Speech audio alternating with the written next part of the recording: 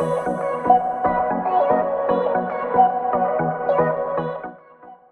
guys, welcome back to my channel. It's Chloe and I upload new videos every Monday, Wednesday, Friday and Sunday, so make sure you subscribe to see more. Today I am doing one of my productivity videos and this is going to be how to be a morning person. So if you are struggling with getting up earlier, then keep watching for my top tips. Before we jump into the video as well, I just want to say thank you so much to all of my new subscribers and hello if you are new.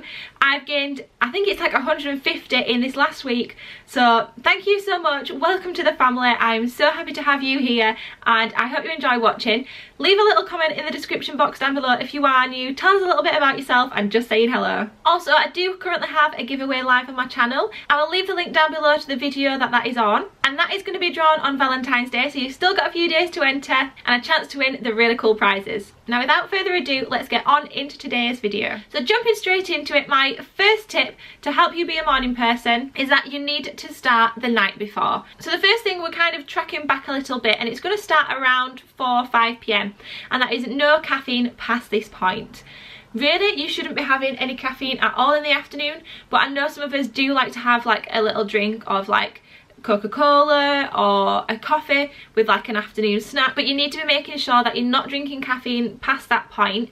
It does take a long time for caffeine to get out of your system. I'm pretty sure it's about 12 hours, so that is just crazy if you think that you've still got caffeine in your system for 12 hours. If you're finishing at 5 p.m, it's going to be in your system till 5 a.m. We don't need to do that, do we? So I make sure I just have a coffee on a morning and that is all the caffeine I have.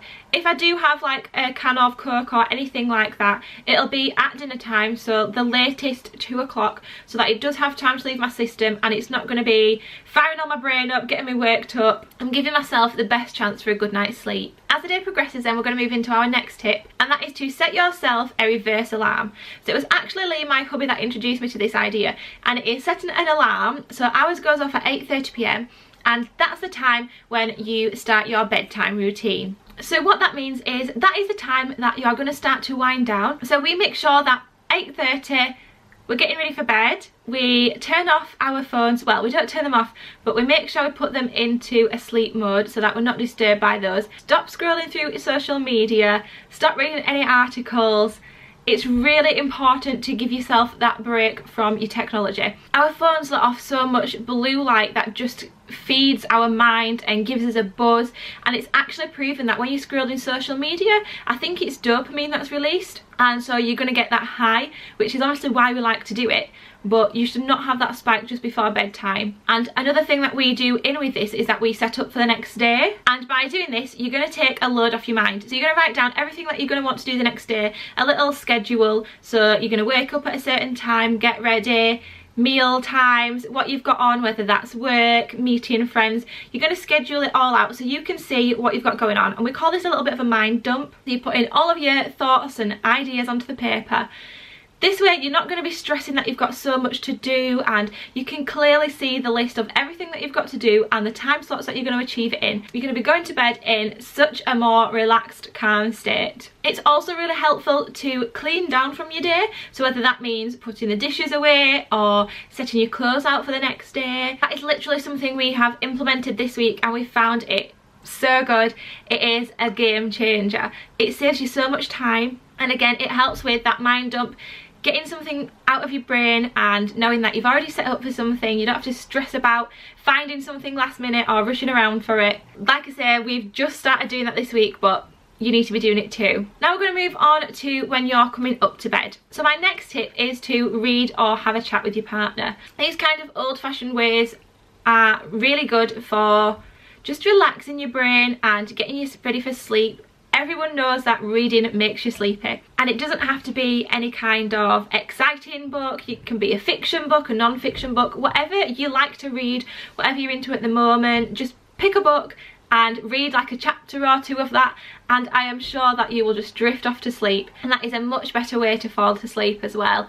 Feeling that if you don't like reading, maybe talk to your partner, talk about the day, what you've had going on, what went well for you, what you're going to do tomorrow, those type of things. Again, it's all these things just to keep you off your phone or to stop you from watching TV and falling asleep. By doing the more calming and relaxing things, you're going to fall into a much better sleep. My next tip for becoming a morning person is to get yourself a sleep app. I myself use Sleep Cycle and it is so good. I use a free version and you literally just press it on when you're wanting to go to sleep and it tracks through, I think it's through the microphone and the movements that you make in the night. It tracks like your heart rate and your breathing, so don't know the science behind it, but I just know it does those things, and it'll actually show you what kind of sleep you've had. But these sleep apps are so good because they allow you to set a gradual alarm. So what I mean by that is you're not having some kind of crazy alarm that's going rah, rah, rah, off at you first thing in the morning. That's not waking you up in a good headspace. You definitely don't want to wake up to that. Like, straight away that is going to put you in such a bad mood. So our sleep app actually lets you have a gradual alarm that is a lot more calming.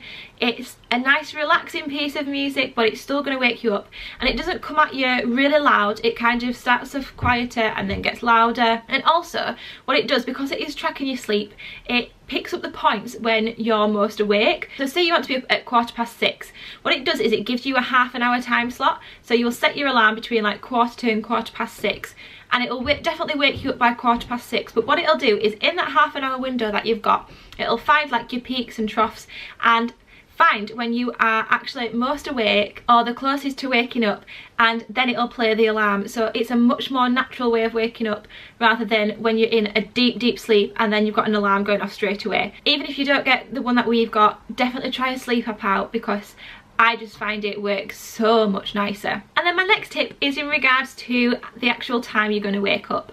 So it's really easy to say that you want to wake up at 6:30 or 7, and then you set your alarm and you wake up and you're like, oh no, I can't do this. You snooze it and you just off it. There's a much better way to go about doing it, and that is just by setting your alarm back a few minutes every single day, and that will be so much easier than just going from like an hour earlier. I used to always wake up about 8:15 and now I get up about 6:30 to 7, and that was all through doing it by a couple minutes each morning.